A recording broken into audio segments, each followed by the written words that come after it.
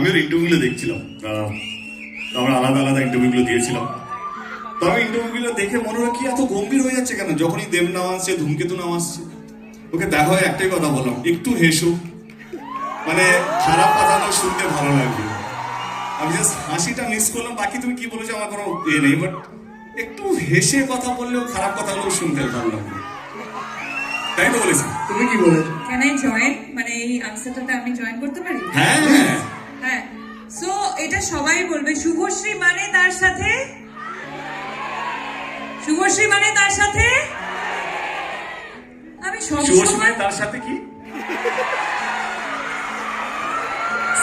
হাসি বললো, আমি ভালো অন্য কোনো ছেলের নাম যুক্ত করছে কি। আরে নারাজ কি লেগে কেমন, হ্যাঁ, so আরে 10 শুভশ্রী বছর এখন দেব পাল্টায়নি। হ্যাঁ বলো কি বলছিলে তুমি? তো আমাকে খুব কম মানুষই দেখেছে যে না হাসতে, সো আমি হাসছিলাম, বোধহয় তুমি দেখতে পাওনি।